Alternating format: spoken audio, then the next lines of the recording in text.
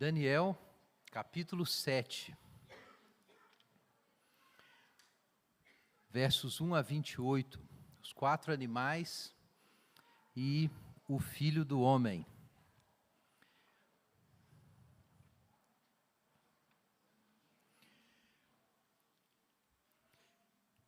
Em 418 a.C.,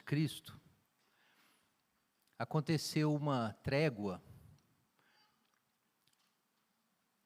entre Atenas e Esparta. As duas cidades famosas aí estavam em guerra, uma guerra muito importante, e eles estavam num período de trégua, quando chega o ano de 418, e os atenienses, querendo garantir seu domínio sobre as ilhas gregas, eles eram melhores na marinha, decidiram sitiar a cidade-estado de Melos.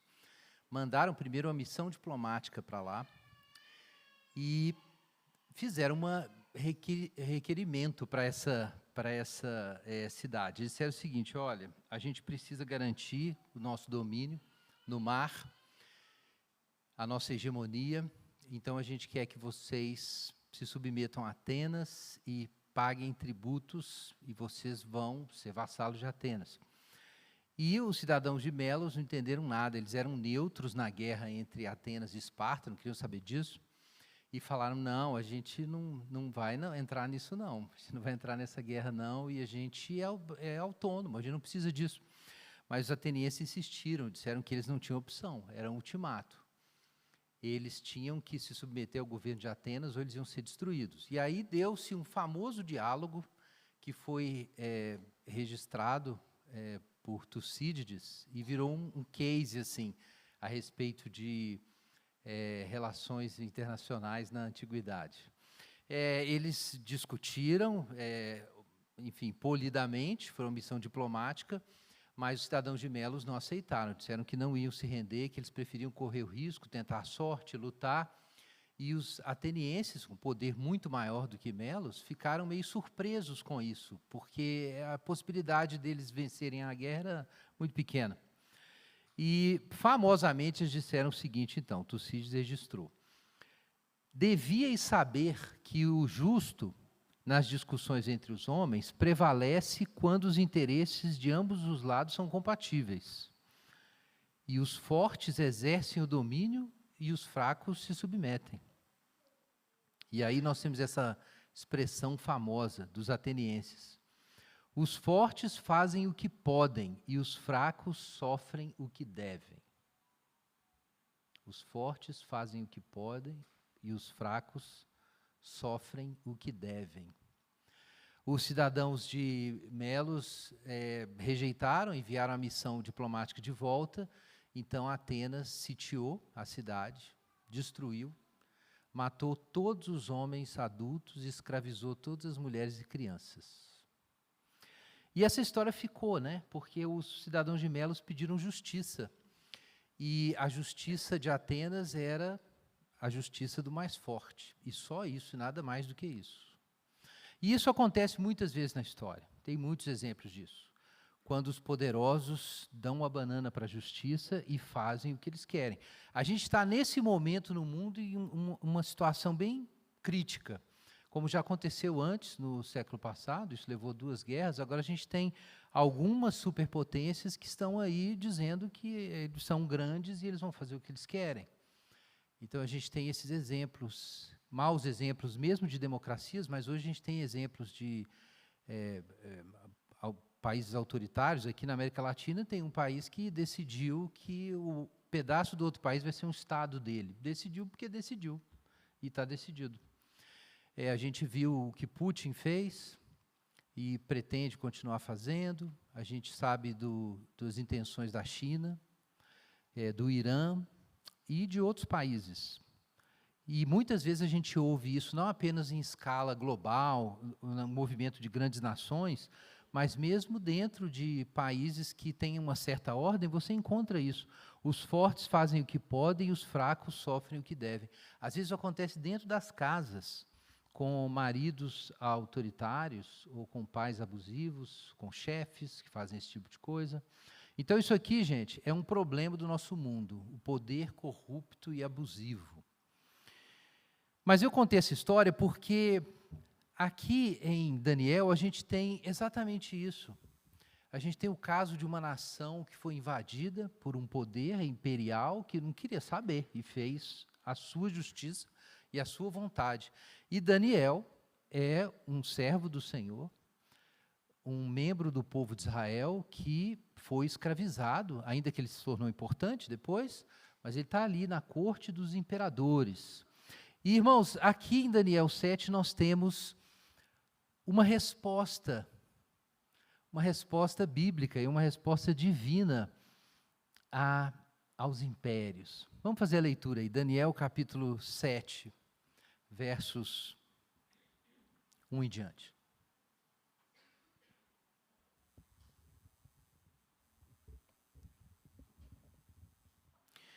No primeiro ano de Belsazar, rei da Babilônia, Daniel teve um sonho, e visões passaram em sua mente quando estava na cama. E então escreveu o sonho e registrou o resumo do sonho. Daniel disse: numa visão, à noite, vi que os 4 ventos do céu agitavam o mar grande, e os 4 grandes animais, diferentes uns dos outros, subiam do mar. O primeiro era como leão e tinha asas de águia. Enquanto eu olhava, foram-lhe arrancadas as asas, e foi levantado da terra e posto em 2 pés como um homem, e foi-lhe dado um coração de homem. Continuei olhando e vi o segundo animal, parecido com um urso. Ele se levantou de um lado, tendo na boca 3 costelas entre os dentes, e foi-lhe dito: levanta-te, devora as multidões. Depois disso, continuei olhando e vi outro animal, parecido com um leopardo. Tinha nas costas 4 asas de ave, e também 4 cabeças, e foi-lhe dado domínio. Depois, continuei olhando em visões noturnas e vi o 4º animal, terrível e assustador. Era muito forte, tinha grandes dentes de ferro. Ele devorava, despedaçava e pisoteava tudo que restava. Era diferente de todos os animais que apareceram antes dele e tinha 10 chifres. Enquanto eu observava os chifres, vi que entre eles subiu outro chifre, pequeno, diante do qual os 3 primeiros chifres foram arrancados, e vi que havia olhos nesse chifre. Olhos como os de homem, e uma boca que falava com arrogância. Continuei olhando até que foram postos uns tronos, e um ancião bem idoso se assentou, e sua veste era branca como a neve, e o cabelo da sua cabeça como a lã puríssima, e o seu trono eram chamas de fogo, e as rodas dele eram de fogo ardente. Um rio de fogo manava e saía diante dele. Milhares de milhares o serviam, e milhares de milhares estavam diante dele. Ele se assentou para julgar, e os livros foram abertos. Então continuei olhando por causa das palavras arrogantes que o chifre proferia. Fiquei olhando até que o animal foi morto, e o seu corpo destruído, e ele foi entregue para ser queimado pelo fogo. Quanto aos outros animais, o domínio lhes foi tirado, porém, lhes foi permitido continuar com vida por um período de tempo. Eu estava olhando nas minhas visões noturnas e vi que alguém parecido com o Filho do Homem vinha das nuvens do céu. Ele se dirigiu ao ancião bem idoso e a ele foi levado, e foi-lhe dado domínio e glória e um reino, para que todos os povos, nações e línguas o servissem. E o seu domínio é um domínio eterno, que não passará, e o seu reino é tal que não será destruído. E eu, Daniel, fiquei agitado em meu espírito, e as visões da minha mente me perturbavam. Cheguei-me a um dos que estavam ali e perguntei-lhe o verdadeiro significado de tudo aquilo. Ele me respondeu e me revelou a interpretação dessas coisas. Esses 4 grandes animais são 4 reis que se levantarão da terra. Mas os santos do Altíssimo receberão o reino e o possuirão para todos sempre. Sim, para todos sempre. Então tive desejo de conhecer a verdade a respeito do 4º animal, que era diferente de todos os outros, sobremodo terrível, com dentes de ferro e unhas de bronze. Ele devorava, fazia em pedaços e pisoteava o que restava. E também a respeito dos 10 chifres que ele tinha na cabeça, e do outro que subiu, e diante do qual caíram 3, isto é, do chifre que tinha olhos e uma boca que falava com arrogância, e parecia ser mais forte que os demais. Enquanto eu olhava, vi que o mesmo chifre fazia guerra contra os santos e prevalecia contra eles. Até que veio o ancião, bem idoso, e o juízo foi executado em favor dos santos do Altíssimo. E chegou o tempo em que os santos possuíram o reino. E ele me disse: o quarto animal será um quarto reino na terra. Será diferente de todos os reinos, devorará toda a terra e pisoteará e despedaçará. Quanto aos 10 chifres, 10 reis se levantarão daquele mesmo reino, e depois dele se levantará outro, que será diferente dos primeiros, e abaterá 3 reis. Falará palavras contra o Altíssimo e oprimirá os santos do Altíssimo. Procurará mudar os tempos e a lei. Os santos lhe serão entregues na mão por um tempo, tempos e metade de um tempo. Mas o tribunal se assentará para juízo e lhe tirará o domínio para destruí-lo e o aniquilar por completo. O reino, o domínio e a grandeza dos reinos debaixo de todo o céu serão dados à multidão dos santos do Altíssimo. O seu reino será um reino eterno, e todos os domínios o servirão e lhe obedecerão. Este é o fim da visão. Quanto a mim, Daniel, os meus pensamentos muito me perturbaram e meu rosto ficou pálido, mas guardei essas coisas no coração. Amém. Pai Celeste, nós damos graças pela Tua palavra, pedimos a Tua iluminação e o coração disposto à obediência, Senhor, em nome de Jesus. Amém. Irmãos, aqui em Daniel 7 nós temos uma grande visão da história do mundo. Uma visão de toda a história do mundo, do Império Babilônico até a chegada do Reino de Deus. Então é um livro, melhor dizendo, um capítulo muito especial dentro desse livro. Mas não apenas por seu tema amplo, cobrindo toda a história, não apenas por isso, mas também por causa do seu estilo. Quando você lê o livro de Daniel, até o capítulo 6, nós temos uma narrativa que se parece mais com outros livros proféticos, que envolve um pouco de prosa e um pouco de relato das obras dos profetas. Mas aqui em Daniel 7, de repente, o texto fica muito mais simbólico, críptico e também pessimista. Agora nós temos uma referência ao fim da história e ao que o pessoal observa como exemplo do estilo literário que a gente chama de apocalíptica, a grande crise final. Isso é muito importante para a gente entender esse livro e esse capítulo, irmãos. É que existe um estilo, que a gente chama de estilo apocalíptico. É um estilo distinto que aparece aqui em Daniel e aparece também, obviamente, no livro de Apocalipse, né? Apocalipse significa revelação. Mas Apocalipse não é o único livro apocalíptico que nós conhecemos. Há outros livros apocalípticos, inclusive não bíblicos, que não estão no cânon. Mas nós temos aqui em Daniel um texto apocalíptico. E os textos apocalípticos têm essas características. Eles são simbólicos, eles têm uma linguagem cifrada, eles trazem interpretações extensivas de toda a história, envolvem predição, mas sempre envolve também uma interpretação que está acontecendo naquele momento. Todo livro apocalíptico tem esses traços.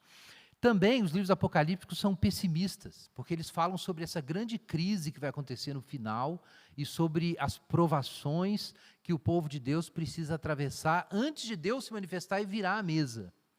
Então, a história aparece relatada de forma simbólica e a gente sempre tem esse foco na crise, na grande crise final antes do reino de Deus prevalecer.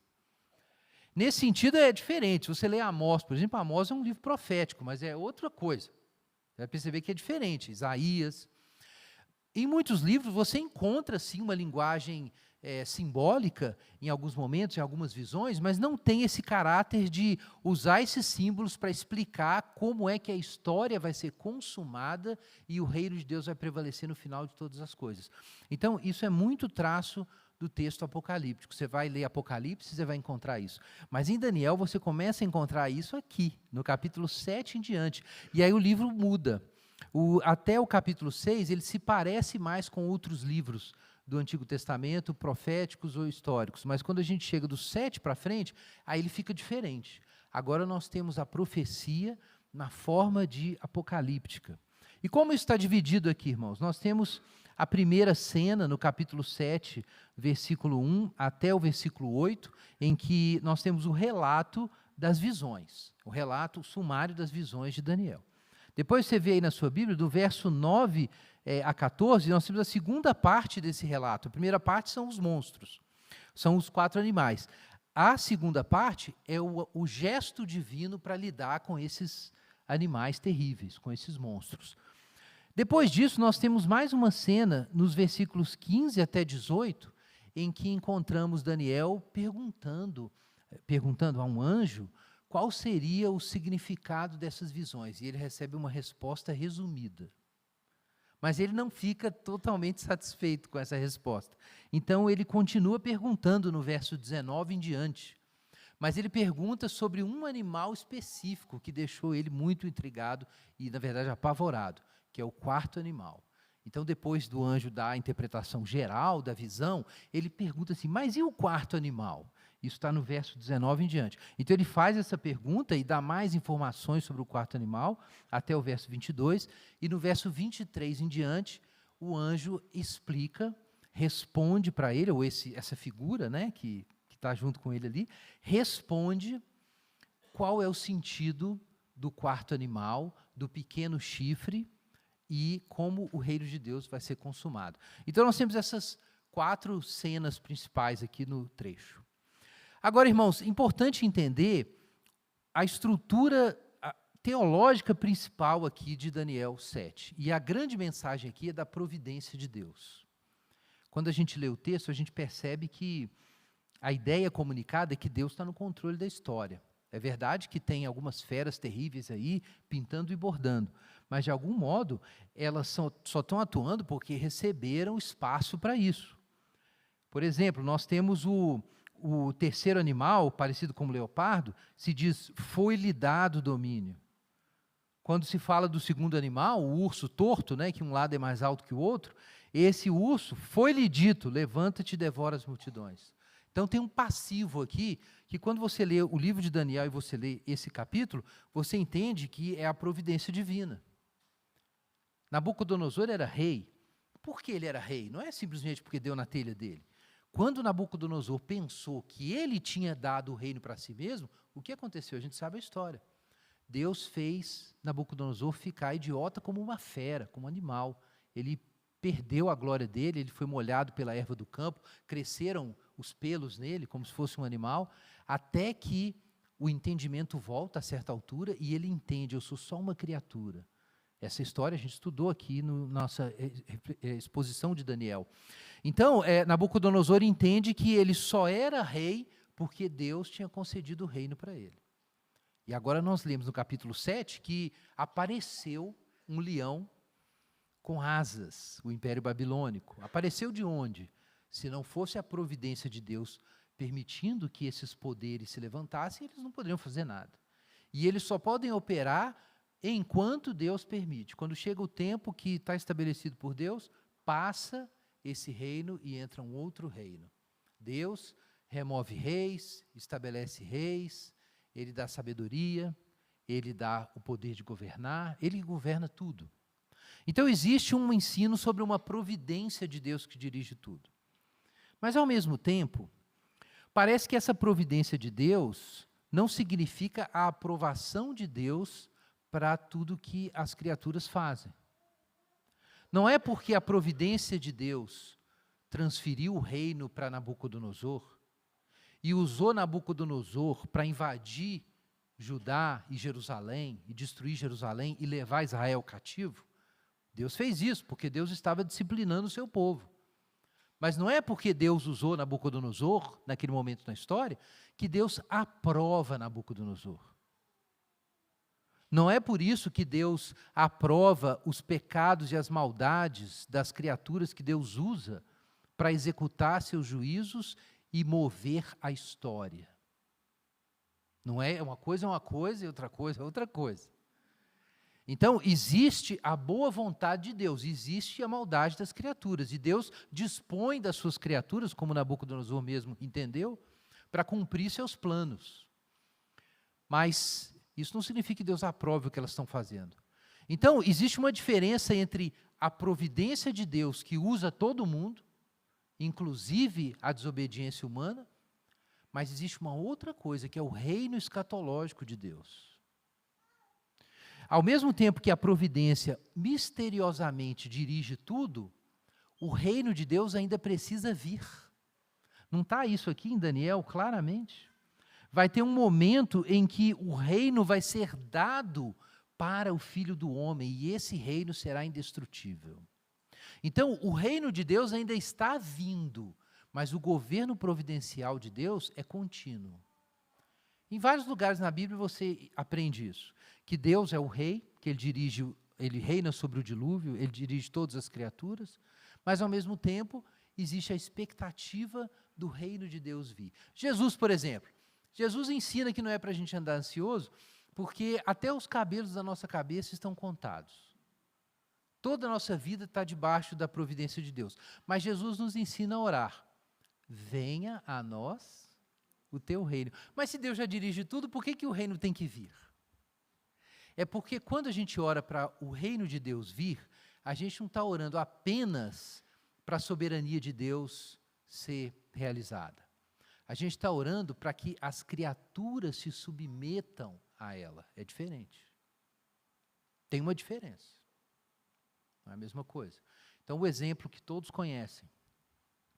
Quando todos aqueles poderes se reuniram, Pôncio Pilatos, o sumo sacerdote, o Sinédrio, Roma, quando esse povo todo se juntou para crucificar Jesus, irmãos, essas pessoas estavam obedecendo a Deus em seus corações? Elas estavam se sujeitando ao reino de Deus e santificando o seu nome? Não estavam, elas estavam em rebelião contra Deus. A única pessoa que estava obedecendo a Deus ali naquela história era quem? Jesus. Em Jesus o reino de Deus era completo, mas não na desobediência dos seus inimigos. Mas o que acontece é que eles se reúnem e matam Jesus. Quando eles matam Jesus, quando Jesus entrega a sua vida então e morre, Jesus está abraçando a vontade de Deus e os seus inimigos estão fugindo da vontade de Deus. Mas mesmo fugindo da vontade de Deus, eles estão cumprindo o plano de Deus. Porque apesar de eles estarem desobedecendo a Deus, quando eles matam Jesus, eles se tornam instrumentos da salvação do mundo e da reconciliação de todas as coisas pela cruz. O que isso significa? Tem dois jeitos de você obedecer a Deus: concordando e discordando. É isso. A providência de Deus garante que até os desobedientes cumpram o seu propósito. Mas o seu propósito final é que cada mente e cada joelho reconheça o reino. Isso não aconteceu ainda. Os pecadores estão desobedecendo a Deus, mas Deus é muito sábio e muito poderoso. Ele é sábio e poderoso o suficiente para coordenar toda a desobediência do mundo para ela culminar no seu propósito. Mas quando chegar esse propósito, aí o reino de Deus chegar, no sentido não apenas da sua providência oculta, mas da sua realidade manifesta, o que diz Paulo? Todo joelho se dobrará e toda língua confessará que Jesus Cristo é o Senhor. Então isso é o reino escatológico vindo. É a autoridade do rei sendo reconhecida por todas as criaturas. Elas não reconhecem agora, elas vão reconhecer. Então quando a gente está orando para o reino de Deus vir, a gente está orando por isso. Porque a providência de Deus já dirige tudo. Mas o reino escatológico tem que ser consumado. Cada joelho tem que ser dobrado. E essa é a história de Daniel. Daniel está entendendo lentamente isso. que quando parece que o mundo está desgovernado, não está, porque Deus está governando. Mas o reino ainda tem que ser implantado para que a maldade deixe de ser praticada. Ele tem que ser implantado nas consciências, nos lábios, nos joelhos de todas as criaturas. Então, gente, é importante ter esse contexto em mente, porque esse é o aprendizado de Daniel. Isso, é claro, os hebreus já conheciam essa história, vocês sabem disso. A história de José, está na novela de José. José foi vendido como escravo pelos seus irmãos, uma maldade terrível foi cometida. Então, José, quem é José? José é um abandonado, aparentemente, por Deus. Quando os seus irmãos fazem aquilo, os seus pais nem sabem do que está acontecendo, acham que ele morreu, e ele vai para o Egito e vira um escravo no Egito, ele vai para o calabouço no Egito. Mas quem é José ali? Ele vai descobrir depois, quando ele ascende a segundo no Egito, e Deus o usa para salvar sua família, o que José vai entender? Que José é o servo do Senhor, que sofre as maldades do mundo em nome da sua família, para que a sua família seja salva, e toda a nação do Egito, inclusive, foi salva da fome por causa de José. Quem é José? O servo do Senhor. Quem é o servo do Senhor? É aquele que, juntamente com o Senhor, carrega as cargas da maldade do mundo sem perder a fé. Esse é o servo do Senhor. Esse era o plano de Deus para Israel. José exemplificou isso, depois Jesus vai cumprir isso plenamente. Cada um de nós tem que aprender essa lição, mas essa lição que está na novela de José, aqui em Daniel 7, a gente descobre que ela é a história inteira. De Babilônia até a consumação final, é a mesma história. Parece que está tudo dando errado, mas no final dá tudo certo. Isso é o que nós encontramos aqui em Daniel. Então, esse arcabouço é importante para você ler o resto de Daniel e para você entender o que são esses 4 animais. E o que são esses 4 animais, gente? Claro, a gente sabe que são, como foi dada a interpretação aqui, são 4 reis, e são 4 reinos, né? O primeiro reino, aqui é o leão com asas de águia. Isso corresponde, na primeira visão que Daniel teve, da grande estátua, à cabeça de ouro. Quem é a cabeça de ouro e o leão com asas de águia? Nabucodonosor, o Império Babilônico, que durou de 605 a 539 a.C. Esse é o primeiro animal. O segundo animal é um urso que é alto só de um lado, ele se levanta só de um lado. Muitos intérpretes tratam isso como urso torto. Todos aqui são monstros, né? Então, aqui parece um urso, né? Não é bem urso, parece um urso, mas ele é torto, é só de um lado que ele se levanta. Isso corresponde ao peito e os braços de prata e ao Império Medo-Persa, que também tinha 2 lados. Na próxima visão que aparece ali do capítulo 8 em diante, dá para perceber isso com clareza, que esse reino Medo-Persa está dividido, ele tem 2 lados. Eles são 2 impérios, na verdade. São os Medos, depois os persas. 539 a 331 a.C. O terceiro reino que aparece aqui é o leopardo com 4 cabeças e 4 asas. Corresponde ao ventre e quadris de bronze, na visão da grande estátua. Gente, o primeiro animal, que é Babilônia, e o segundo animal, né, o urso torto, que é o Império Medo-Persa, Daniel viu isso acontecer.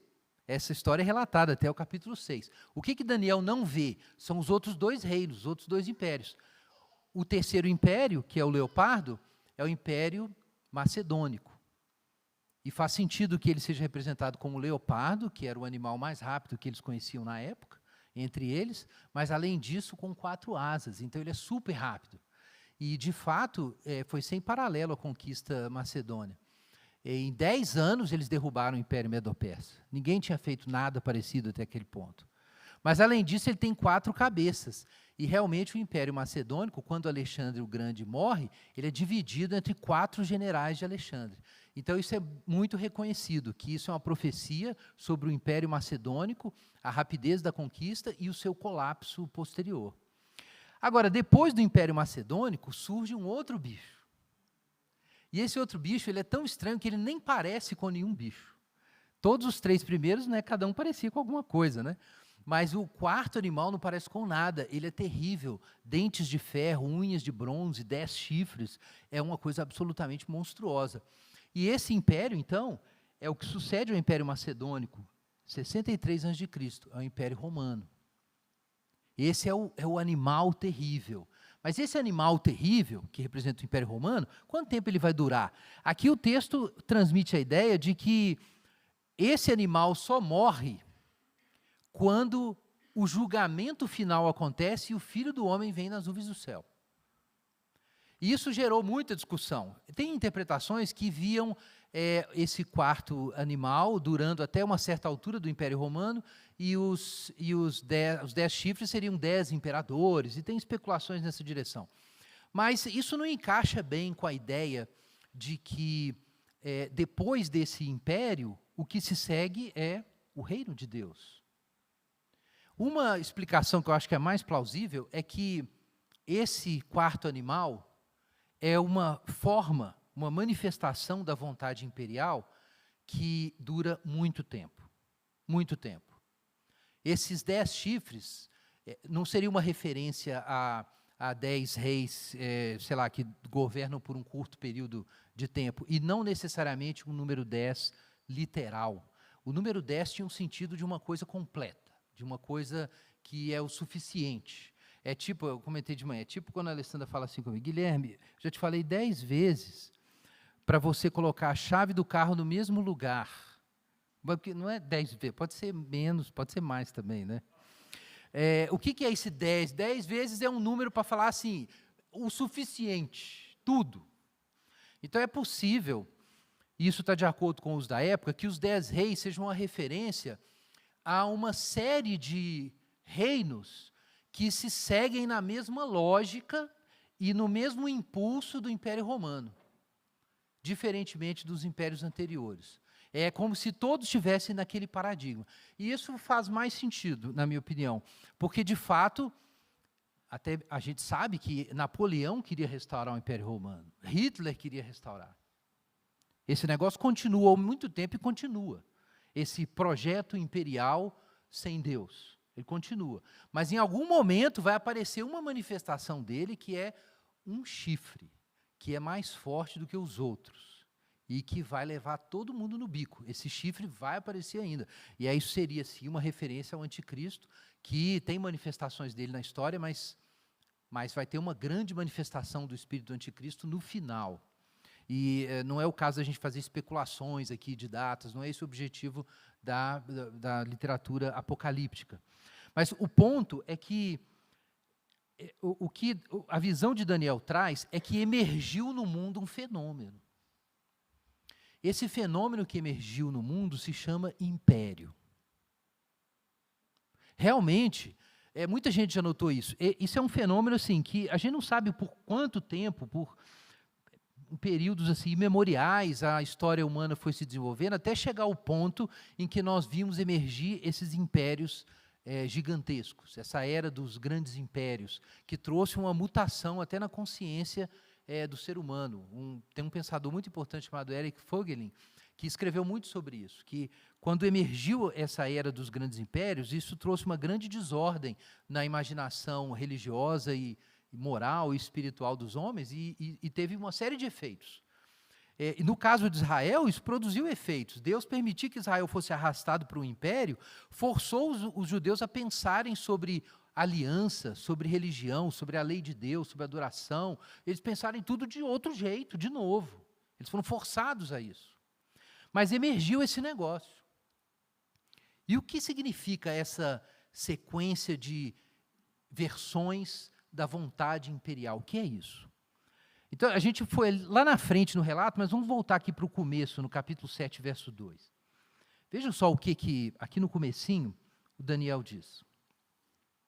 Numa visão, à noite, vi que os 4 ventos do céu agitavam o mar grande. E 4 grandes animais, diferentes uns dos outros, subiam do mar. E aí nós temos os vários animais. Irmãos, essa cena não tem como não chamar a atenção, o que nós temos aqui. O que isso lembra? Gênesis, capítulo 1. O que nós temos lá em Gênesis 1? Os irmãos vão se lembrar. Gênesis, capítulo 1, logo ali nos versos 1 e 2. No princípio, Deus criou os céus e a terra. Agora vejam, a terra era sem forma e vazia, e havia trevas sobre a face do abismo. O termo abismo aqui é uma referência ao mar dos antigos. É como eles chamavam o mar, as águas originais, do caos, da desordem, da qual Deus tirou a ordem da criação. É o mar. E o Espírito de Deus pairava sobre a face das águas. Então isso está aqui em Gênesis, que Deus cria tudo, mas ele cria inicialmente em desordem, e aí ele começa a ordenar. Então ele cria as coisas, e aí você tem as águas e o abismo. E aí Deus começa a ordenar isso, primeiro ordenando o tempo, haja luz e houve luz, e aí tem tarde e manhã, e aí ele começa a separar a porção seca das águas, primeiro cria a expansão, depois separa a porção seca, e depois Deus cria o quê? Animais, criaturas, vegetais, animais, ele povoa esse mundo que ele ordenou. E aí no final disso aparece quem? O homem, que é a sua imagem. O homem é o representante de Deus dentro da criação. Deus faz o homem à sua imagem e o coloca como representante, é o rei sacerdote.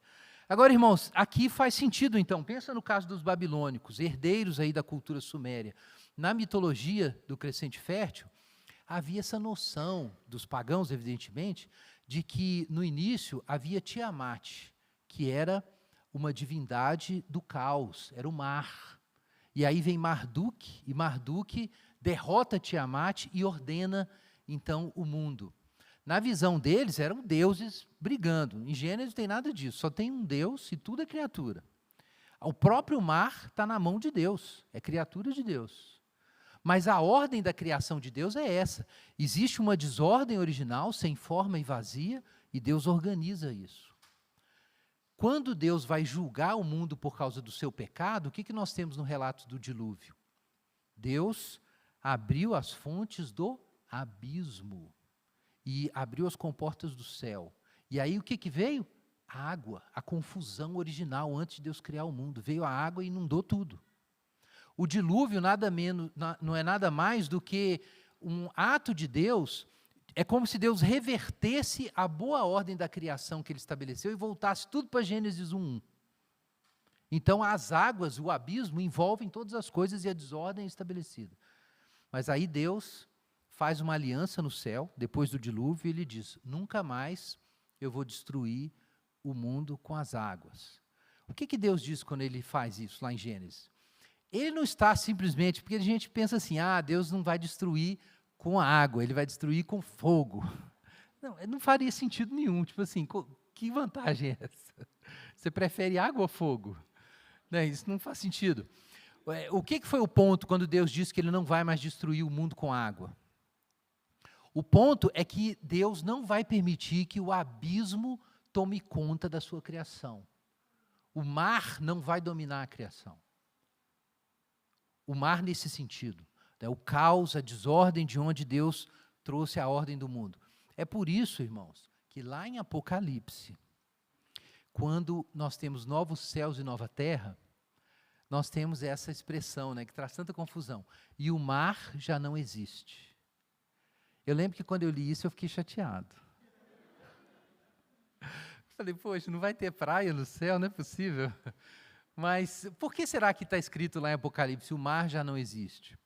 É porque o mar, na tradição bíblica, esse é um dos sentidos dele. O mar é a possibilidade do abismo, da desordem, do caos, da destruição da boa ordem divina. Essa possibilidade existia, porque Deus fez um mundo vulnerável, Deus tirou o mundo das águas e ordenou as coisas, mas as águas estão lá. Se Deus retirar sua proteção, as águas voltam e o caos engole tudo. Ele fez isso no dilúvio, mas ele prometeu, eu não vou fazer isso mais, mas as águas ainda estão aí. A possibilidade está aí, mesmo que Deus prometeu que não vai deixar o abismo engolir a criação. Mas quando a Bíblia diz que não vai haver mais o mar, ela está dizendo que essa vulnerabilidade não vai existir mais. É como Adão. Adão, havia a possibilidade dele morrer, mas Jesus ressuscitado não é possível mais, seu corpo é indestrutível. Na nova criação, esse perigo, essa vulnerabilidade, essa fragilidade da ordem atual não vai existir mais. Ela não vai mais poder ser destruída, não vai ter esse risco. Ela vai ser para sempre estável e perfeita. Então a gente ainda vive, Deus prometeu que o mar não vai invadir, mas a gente enxerga o mar. E tem uma outra coisa que Daniel ensina. Apesar de Deus não permitir que o mundo seja destruído pelo mar, do mar sobem monstros. O vento está soprando sobre aquele mar e do mar aparecem coisas, monstros. Que monstros são esses? São reinos, são impérios. Então existe uma manifestação da desordem no mundo, que pode parecer ordem, mas é desordem, que são os impérios. E o que são os impérios? É interessante que, assim como em Gênesis existem as águas, e aí Deus ordena o mundo, e aí cria os animais, e põe o homem para governar os animais, o que nós temos aqui em Daniel 7? É o contrário. Do mar saem monstros, esses monstros são animais, e eles devoram os homens. É isso que eles são. É a subversão da ordem da criação. Deus tirou o mundo da desordem para que o homem o represente como sua imagem e governe a criação. Mas agora, na ordem da história, tem uma outra coisa que acontece, é uma negação da criação, uma distorção. É que do mar, da natureza, do caos, nascem esses monstros que são impérios, e esses monstros não são os representantes de Deus na criação. Deus criou o homem para representá-lo na criação e para governar os animais. Mas agora, o poder da animalidade são leopardos, são leões, são ursos, são monstros com dentes de ferro. Eles são a força dos bichos, comendo os homens. É uma inversão do que Deus fez no início. Deus pôs o homem para governar. Entendam isso, irmãos, na visão bíblica, então. O que são os impérios? Os impérios são a animalidade, são a vontade de poder, a concupiscência, a fome, o desejo de devorar, só que incorporado em grandes sistemas que dominam as pessoas. Mas os impérios são menores do que as pessoas. As pessoas foram feitas à imagem de Deus. Os impérios são máquinas de destruição que emergiram do caos. Então, existe a ordem da criação, existe a ordem da história. E isso começa a fazer a gente pensar muito sobre o que são os impérios. Parece que, de fato, na visão de Daniel, impérios, Deus usa os impérios, mas os impérios não expressam a sua boa vontade, não expressam o seu caráter. Os impérios sempre aparecem como negações da ordem criada, porque eles negam a dignidade humana e eles são movidos pela vontade de devorar. Como Agostinho, quando escreve A Cidade de Deus, ele fala isso. Qual que é a diferença da cidade de Deus e da Civitas Mundi, a cidade dos homens? É que a cidade dos homens é movida pela vontade de domínio, a libido dominandi. Essa é a expressão que ele usa em latim. É a concupiscência de dominar. A libido dominandi é o que move cada um desses impérios. É um desejo de devorar. E os seres humanos individuais, eles são a comida dos impérios. Então, gente, o cristão, em princípio, mesmo que como Daniel, ele tenha que trabalhar para um império, ele não pode acreditar no império. A gente pode até servir as pessoas no império, pode até servir ao rei no império, mas nós não cremos no império. Mas isso não significa que todos os impérios são iguais. Vejam o caso do primeiro império, Babilônia. O leão com asas de águia. Inclusive, em Babilônia, havia muitas estátuas de leões alados. Então, a referência era imediata. Quem é esse? Nabucodonosor. É um imperador perverso, é a vontade libido dominante, é isso mesmo. Mas olha o que diz a sua Bíblia, capítulo 7, versículo 4. Olha o que acontece com esse animal. O primeiro era como leão e tinha asas de águia. E quando eu olhava, vejam isso, irmãos, foram-lhe arrancadas as asas. E foi levantado da terra, e posto em 2 pés como um homem, e foi-lhe dado um coração de homem. Vejam que coisa, o primeiro dos impérios era uma besta, um animal, uma distorção. Deus não criou leão com asa de águia. Isso é uma invenção satânica e humana, que criou esse bicho. Deus criou cada um segundo a sua espécie, Gênesis 1. Mas aí a conjunção da obra de Satanás com a vontade humana cria um monstro. É um leão com asa de águia, um império. Mas vejam bem, Deus fez um milagre. Olha só que coisa, era um império, um negócio do mal. Mas o que Deus fez com esse sujeito, com esse império? Cortou as asas, ou cortou as asinhas, botou o sujeito de pé, ainda era um leão, tá? Perdeu as asas, é um leão, mas agora ele está em pé igual um homem. E mais, ele recebe um coração de homem. Gente, o que é isso? Isso está relatado em Daniel, veja aí na sua Bíblia, no capítulo 4. Abre aí, Daniel 4, versículo 34, olha a história.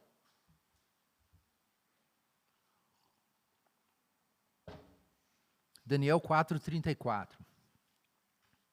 Ao fim daqueles dias, eu, Nabucodonosor, levantei os olhos ao céu e voltou a mim o entendimento, e eu bendisse o Altíssimo, e louvei e glorifiquei ao que vive para sempre.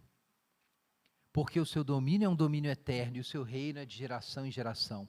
Todos os moradores da terra são reputados em nada, e ele age no exército do céu e entre os moradores da terra segundo a sua vontade, e ninguém pode deter sua mão, nem lhe dizer que fazes. Então voltou a Nabucodonosor o entendimento, e olha o que ele diz no verso 37. Portanto eu, Nabucodonosor, agora louvo, exalto e glorifico o Rei do céu, porque todas as suas obras são corretas e os seus caminhos justos, e ele pode humilhar aqueles que vivem orgulhosamente. Coração de homem. Deus fez isso com Nabucodonosor. Então vejam, irmãos, que coisa. É claro que Deus criou os seres humanos à sua imagem para governarem a criação. Ele não mandou monstro nenhum. Pelo menos não comissionou monstro nenhum para fazer isso. Ainda que ele use esses poderes e autoridades na história. Mas a vocação é dos seres humanos. Mas o que acontece? Levanta-se esse poder e Deus, no seu juízo na história, autoriza esse poder ali. Mas a certa altura Deus mostra a sua misericórdia e dá um coração de homem para o leão. Digamos então que o primeiro império foi humanizado, não é isso? Literalmente? Metaforicamente. Ele foi humanizado, ele recebeu o coração de homem. Nabucodonosor recebeu o coração de homem, ele descobriu que era criatura. Ele se humilhou. Agora, irmãos, o que isso significa então?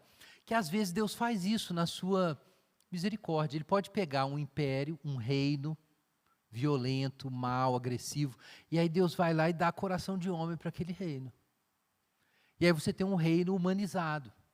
Isso pode acontecer, já aconteceu em outros momentos na história. Esse é um exemplo, mas na história cristã a gente tem exemplos disso.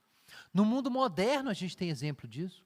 Nós vimos crescer o sistema moderno de Estado-nação, e o Estado moderno é um grande leviatã, devorador de homens também.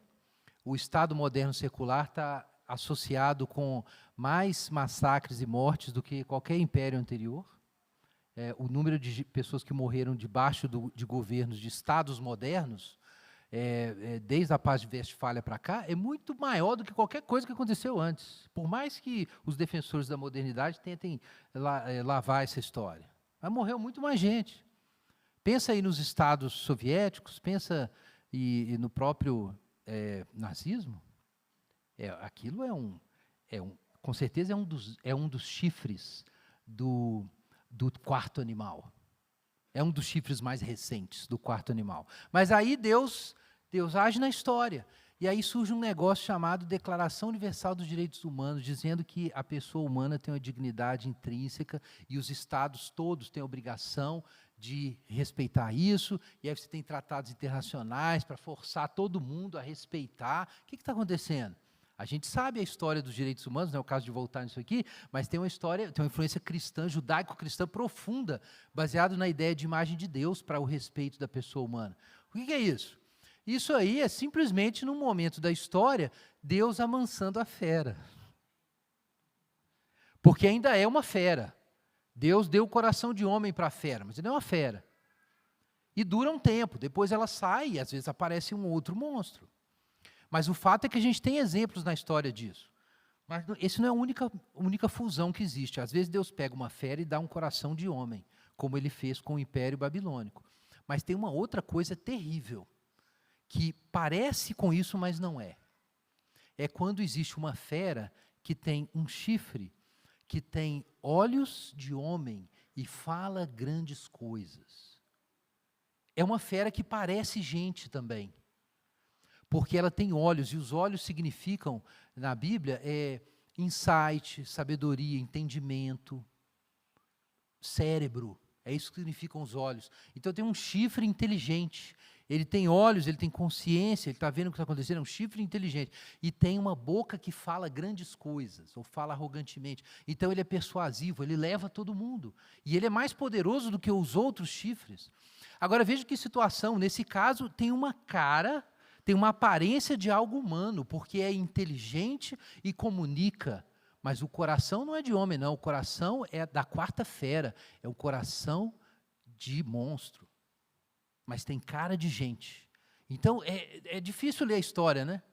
Porque, às vezes, o império é um monstro, mas que, em algum momento, ganhou um coração de homem. Mas, às vezes, o que você tem é uma cara de homem, mas o coração é satânico. A gente tem que ler na história quando é que é uma coisa e quando é a outra. Por isso, é claro que todos os impérios terão que cair para o reino de Deus vir. Mas os impérios também não são todos iguais. Às vezes Deus concede graça e misericórdia e faz com que o império seja suavizado. Então Deus amansa os impérios. É importante entender isso, irmãos, porque às vezes a gente está, por exemplo, numa nação que tem uma influência cristã profunda. Por mais que você fale assim, o povo não é crente, o Estado é laico, blá, blá, blá, enfim. Mas quem já pesquisou a respeito sabe que a gente tem uma influência cristã profunda. Tom Holland, eu já citei aqui, escreveu bastante sobre a influência cristã no imaginário ocidental. A própria ideia que nós todos temos de que é necessário fazer justiça, proteger o vulnerável, buscar equidade na sociedade. A gente acha essas coisas triviais, mas não são. Os impérios nunca pensaram nisso. Nenhum desses 4 animais jamais pensou isso. Isso é resultado direto de séculos de influência cristã com o modelo de Jesus ali. A luz de Jesus queimando as folhinhas ali dos reinos e educando os reis, envergonhando os reis. E aí isso foi produzindo uma situação em que há uma outra consciência. Isso é resultado de uma influência divina. Mas beleza, suponhamos que a gente está num país que tem uma grande influência cristã. E aí você tem chefes que são cristãos e também, além disso, são éticos, não só da boca para fora. E aí você tem valores, tem justiça na sociedade e tudo mais. Aí você pode pensar, isso aqui é o reino de Deus. É nada, isso é só um cachorro manso. Ou um cachorro amansado. É só isso. Porque o reino de Deus é um outro negócio que está vindo com os santos e com o Filho do Homem. Então, é bom a gente ter uma influência na sociedade, ela pode ser mudada? Sim, mas você nunca pode confundir o projeto de Deus com o projeto de um Estado, de uma nação cristã. Uma coisa é o leão com coração de homem, outra coisa é o Filho do Homem. Porque Deus, desde o início, não planejou que fera nenhuma dominasse o mundo. O plano de Deus é que a sua imagem domine o mundo. Está lá em Gênesis. É por isso que primeiro vem os bichos, que são os monstros que saíram do mar. Mas quando eles saem de cena, finalmente o que volta, Gênesis 1, o Filho do Homem. Jesus. Ele vai dominar. Então, essa visão da história é importante para a gente entender como nós vamos navegar. Nós estamos esperando o Filho do Homem. Nós estamos esperando o reino de Deus. Então, a gente precisa saber navegar entre os monstros. E a gente não pode perder a nossa alma, a nossa consciência nesse processo. A gente não pode confundir o reino de Deus, nem mesmo com o leão com o coração de homem, que é uma obra de Deus, da graça de Deus. Mas, especialmente, a gente não pode confundir o reino com o império, porque vai aparecer esse chifre pequeno, que é mais forte que os outros e que fala coisas arrogantes e que tem olhos. E o que é isso, gente? Isso é o anticristo. Isso é nada menos que o anticristo. Abra sua Bíblia em 2 Tessalonicenses, capítulo 2.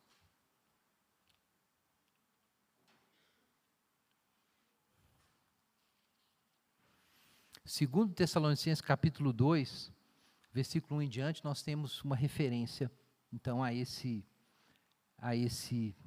anticristo. Essa palavra, na verdade, anticristo, aparece lá nas cartas de João, a gente já explorou aqui, Então, tem um número de expressões usadas para se referir a essa figura. Aqui, em 2 Tessalonicenses, é o iníquo. Vejam aí. Capítulo 2. Irmãos, acerca da vinda de nosso Senhor Jesus Cristo, da nossa reunião com Ele, vos pedimos que não mudeis facilmente o vosso modo de pensar, nem fiqueis assustados por causa de espírito, palavra ou carta atribuídos indevidamente a nós, como se o dia do Senhor já tivesse chegado.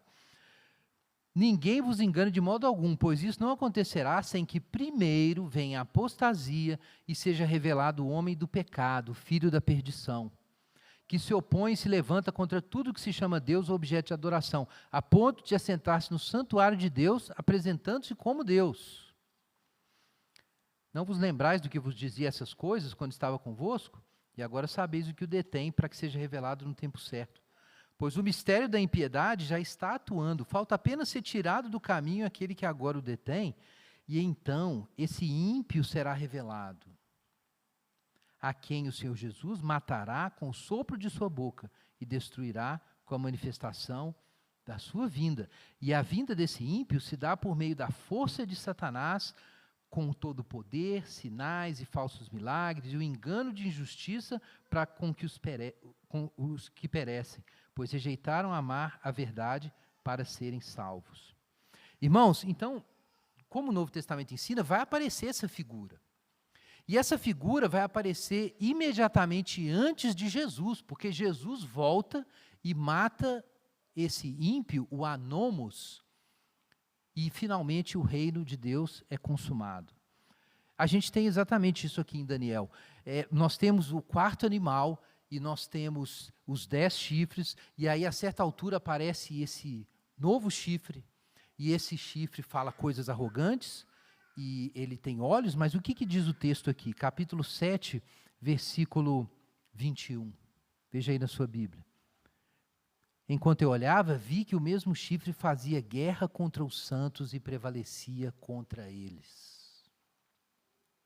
Irmãos, essa é a notícia difícil de hoje à noite. É que a gente está aprendendo que Deus governa a história e que a gente precisa ter discernimento sobre esses impérios. Mas tem uma razão por que Daniel ficou apavorado.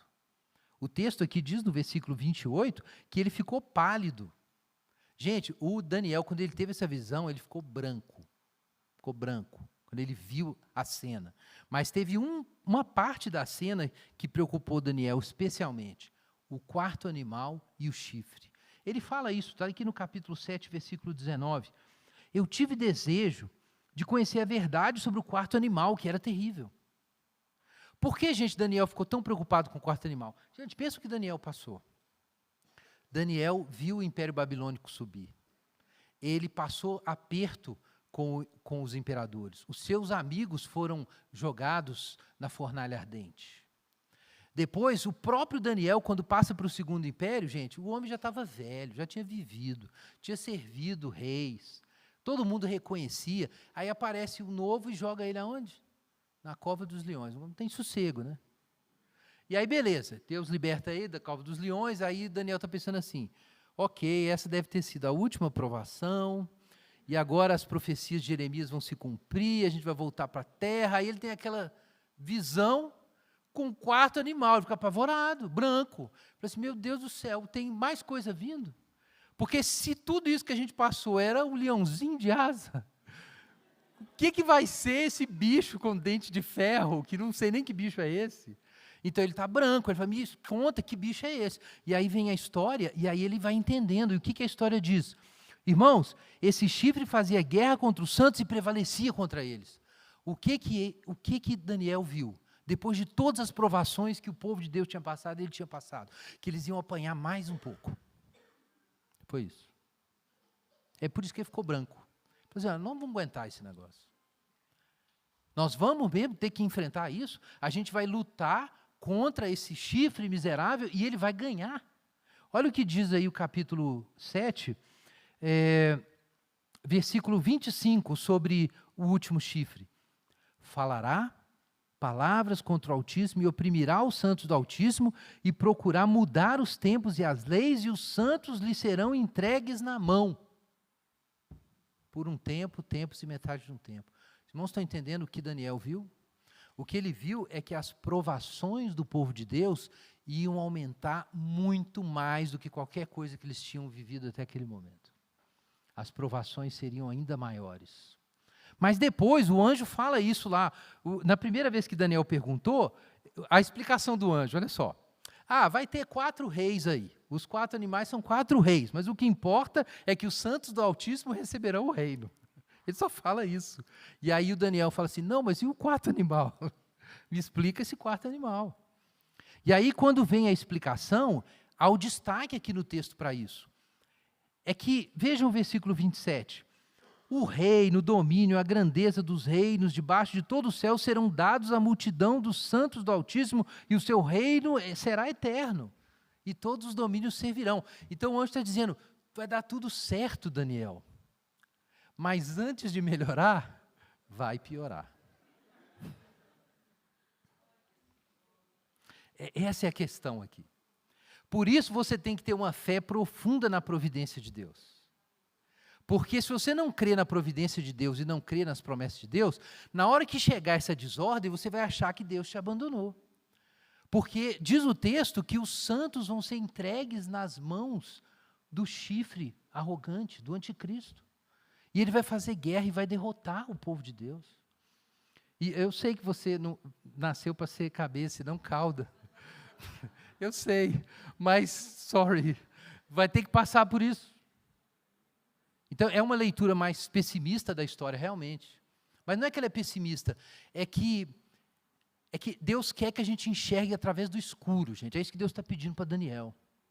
A gente não sabe que escuro está vindo aí.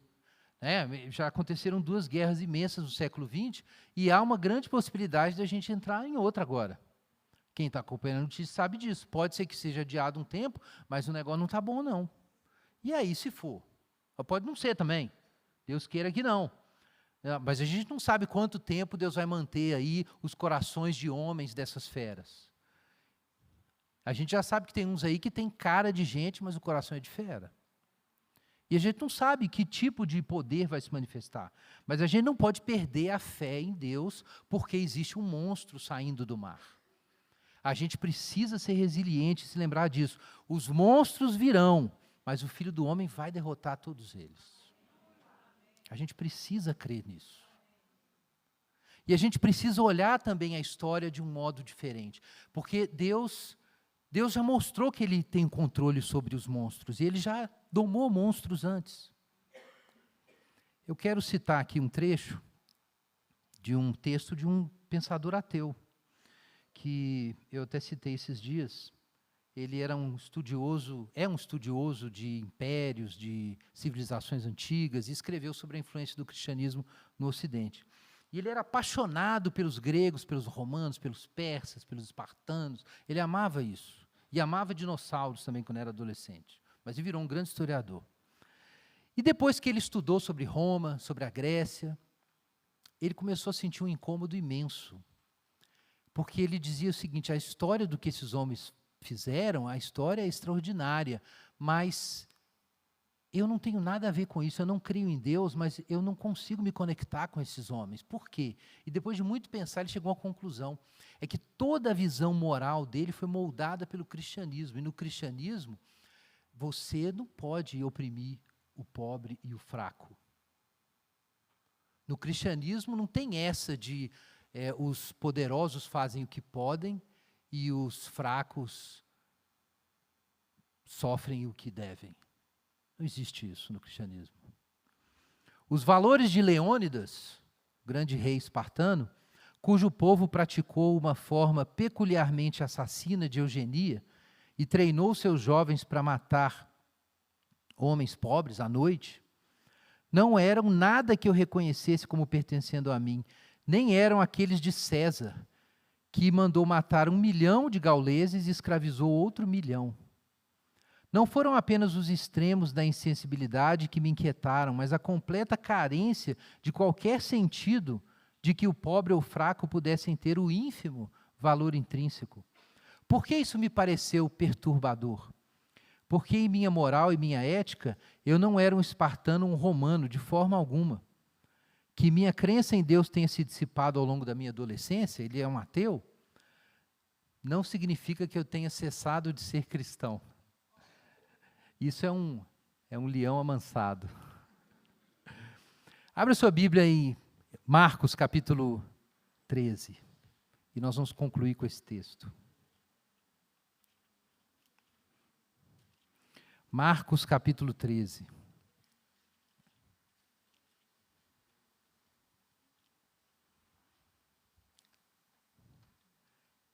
Primeiro, o Filho do Homem, naqueles dias depois daquela tribulação, Marcos 13, 24.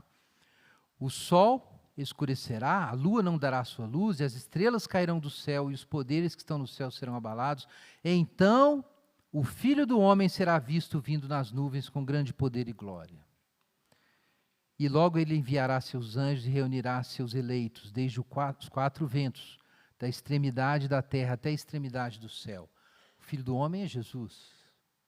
E ele vai vir, vai reunir seus eleitos, e os eleitos vão herdar o reino com ele, amém? Mas também, em Marcos capítulo 14, versículo 61, nós temos o Filho do Homem aqui como um dos santos diante de uma fera. Primeiro diante do Sinédrio, depois diante de Pilatos, o imperador romano. E o que o Filho do Homem, que virá nas nuvens do céu, o que ele responde? O sumo sacerdote interrogou, dizendo, versículo 61, Tu és o Cristo, o Filho do Deus bendito? Jesus respondeu, Eu sou. E vereis o Filho do Homem assentado à direita do Poderoso, vindo com as nuvens do céu. Jesus está ali diante da fera, e ele é o Filho do Homem. Mas, nesse momento, ele vai ser entregue nas mãos do império. Mas ele mantém sua fé. Esse é o nosso caminho, irmãos. Não importa a fera que aparecer aí na nossa porta, nós vamos continuar confessando o Filho do Homem. E a gente vai herdar o reino com ele no final. Vamos orar e nos preparar para a ceia do Senhor.